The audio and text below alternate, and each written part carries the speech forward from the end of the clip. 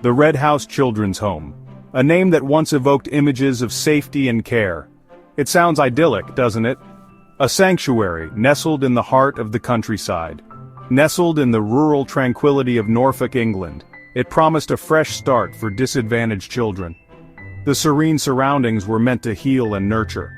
Opened in 1984, the home offered more than just shelter. It was a place where dreams were supposed to be rebuilt. Children from all over the UK were sent there, drawn by the promise of a nurturing environment.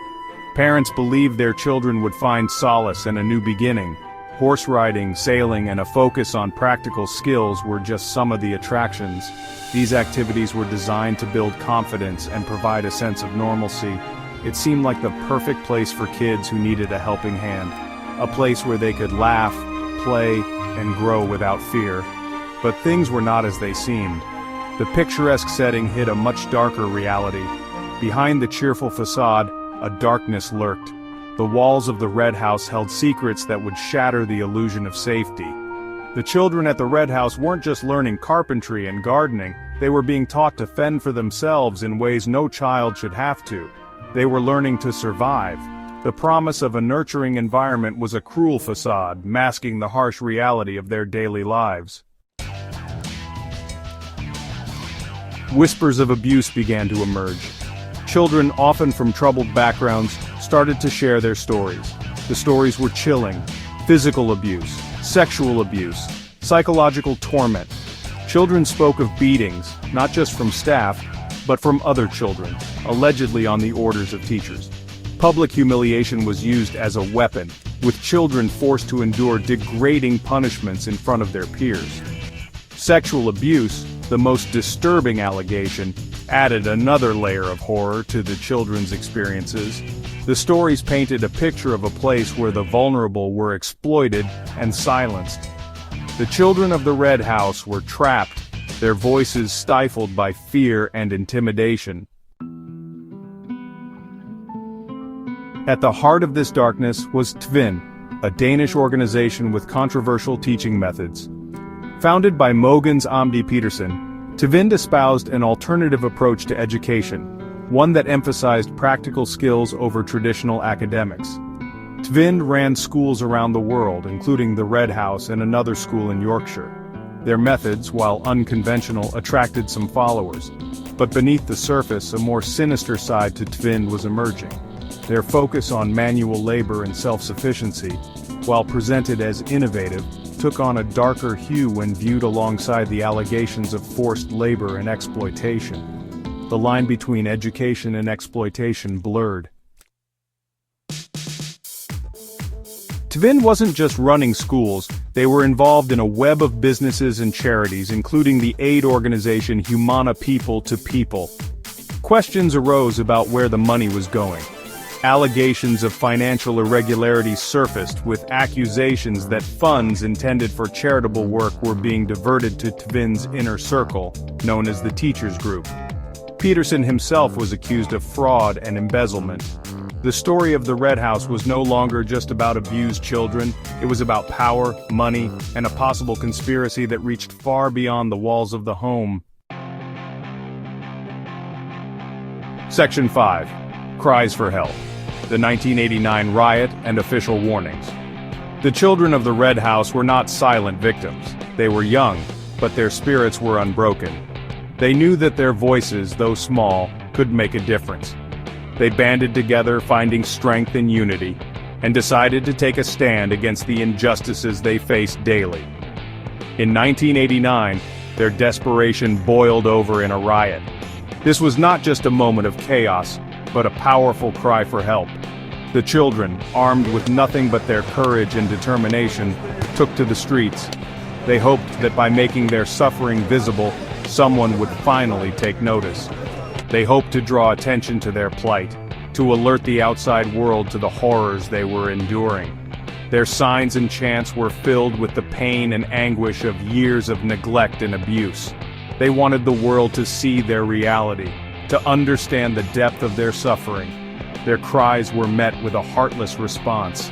18 children were arrested. The authorities, instead of offering help, chose to silence them. The image of children in handcuffs being led away by the police was a stark reminder of the cruelty they faced. The abuse, it seemed, continued unchecked. The riot, instead of bringing relief, only highlighted the indifference of those in power. The children returned to their grim reality, their hopes dashed, but their spirits still unbroken. It wasn't just the children who were raising concerns. Social workers, teachers, and even some local officials began to speak out. They couldn't ignore the mounting evidence of abuse and neglect. Meetings were held, discussions took place, but action was slow to follow. In 1990, the Social Services Inspectorate sent a letter to local authorities, warning them against sending children to the Red House. This was a significant step, a formal acknowledgement of the issues that had been raised. The letter was detailed, citing numerous instances of physical and sexual abuse. The letter cited allegations of physical and sexual abuse. It was a damning document, one that should have prompted immediate action. The evidence was clear, the testimonies heartbreaking. Yet the response was far from adequate. Despite the warnings, despite the children's desperate pleas, the Red House remained open. The institution, a symbol of neglect and abuse, continued to operate. The children, their voices still echoing in the halls, were left to endure their suffering. The fight for justice was far from over. Section 6. The investigation. Uncovering the truth. The authorities, it seemed, were finally starting to pay attention. Norfolk County Council launched an investigation in 1994, interviewing 20 alleged victims and documenting their horrific experiences.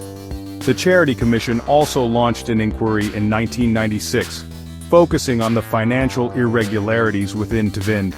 They uncovered evidence of funds being channeled away from the home and into private businesses linked to Tvind leaders. The walls were closing in on Tvind and the Red House.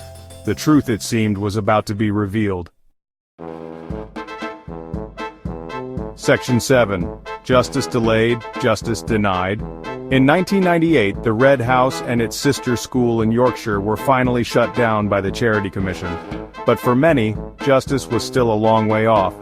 The police conducted 2 extensive investigations, spanning from 1984 to 1998, and again in 2017. They interviewed former staff and students, even traveling to Denmark to gather evidence. But despite the overwhelming testimonies and the years of investigation, no charges were ever filed against Tvind or its leaders. The Crown Prosecution Service cited evidential difficulties and statutory time limits as reasons for not pursuing charges. Section 8. The Tvind Legacy. While the Red House may be closed, the legacy of Tvind lives on.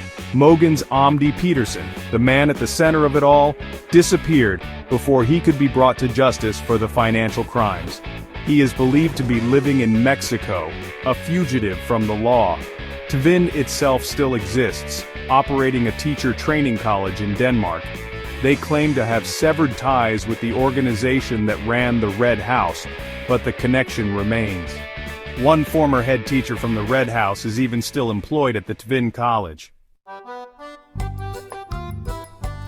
Section 9. The Scars That Remain. The Red House may be gone, but the scars it left on its victims remain. The building, once a place of supposed refuge, now stands in ruins, a haunting reminder of the past. Its walls, now crumbling and covered in peeling paint, echo the silent cries of those who suffered within. The children who were abused and silenced are now adults, but their experiences continue to haunt them. They gather in support groups, sharing their stories, seeking solace in the company of others who understand their pain. The trauma they endured has shaped their lives, casting long shadows over their present. In 2023, 43 former students launched legal action against Norfolk County Council and other local authorities, seeking justice for the abuse they suffered. These brave individuals are determined to hold those responsible accountable, to ensure that their voices are finally heard in the halls of justice. Their fight is a testament to their resilience, their determination to finally have their voices heard. They stand united, their faces marked by years of pain but also by an unyielding resolve. Their protests and legal battles are not just for themselves but for all who have suffered in silence. The Red House stands as a stark reminder of the vulnerability of children and the devastating consequences of unchecked power. The historical photos of distressed children and the abandoned toys left behind tell a story of innocence lost and the dark shadows of a troubled past. It is a story that demands to be told, a story that must never be forgotten. The candlelight vigils and commemorative plaques serve as a solemn reminder of the lives affected and the importance of remembering and learning from these tragic events. The scars may remain, but so does the hope for justice and healing.